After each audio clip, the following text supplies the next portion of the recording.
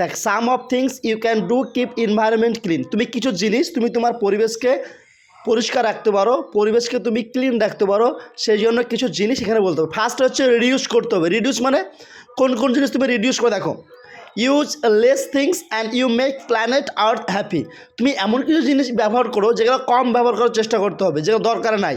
যেমন ধরো for example কী আছে, you may use lesser times under a shower. তুমি যখন শাওয়ার থাকবে, যখন স্নান করবে, স্নান করার সেই টাইমে তুমি অল্প স্নান করবে, বেশি পরিমাণ জল নষ্ট করবে না, তাহলে জলটা বেশি যাবে। It would also means you used lesser water and even electricity. তুমি ইলেকট্রিসিটি ব্যবহারটাও কী করবে, কম করবে। অযথা ইলেকট্রিসিটি চালিয়ে রাখবে না, ফ্যান চালিয়ে রাখবে না, বাল্ব জ্বালিয়ে রাখবে না। Because that helps you see your geyser that you heat water.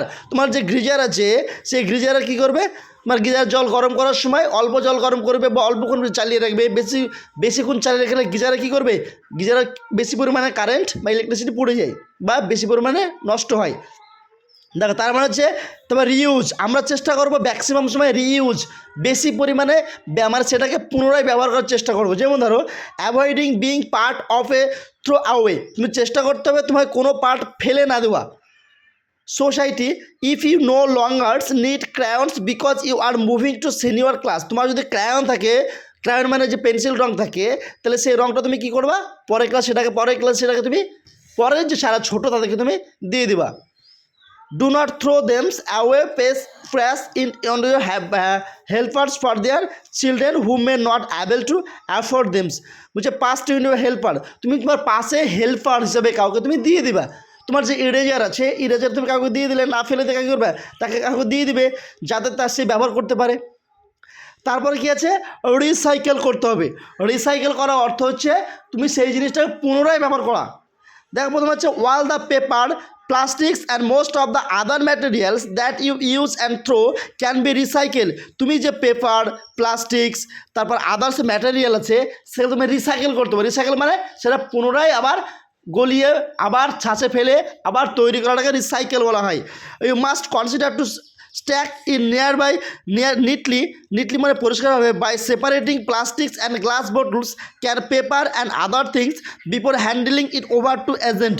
তুমি যখন এজেন্টকে দিচ্ছ প্লাস্টিক, পেপার অথবা তুমি কোনো কাঁচের গ্লাস দিচ্ছ, সেইগুলোকে নিয়ে কী করতে, যাকে তুমি বিক্রি করতে তাকে পরিষ্কারভাবে দাও, সে ওগুলো নিজে কী করবে, by separating this you are also reducing this amount of the garbage that. তুমি এগুলো সেপারেট করলে কী হবে, তোমার গার্বেজটাও রিডিউসিং হবে, গার্বেজটা বা নোংরা আবর্জনাটা কমে যাবে। সে বিক্রি করে নিয়ে কী করবে, সেগুলোকে আবার নতুন করে আবার নতুন জিনিস তৈরি করবে সে দিয়ে।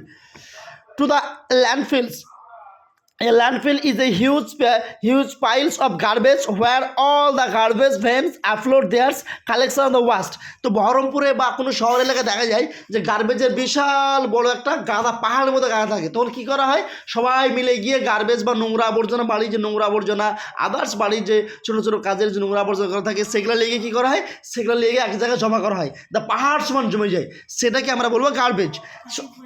One the others hand recycles goods, good মানে জিনিসপত্র, এখানে গুড মানে ভালো, কিন্তু এই যুক্ত করলে এর ম্যানারটা পুরোটাই মেনটা চেঞ্জ হয়ে যাবে, গুডস হবে। Goods to go to recycling centre where they can be crushed, broken down and later turn into the new product।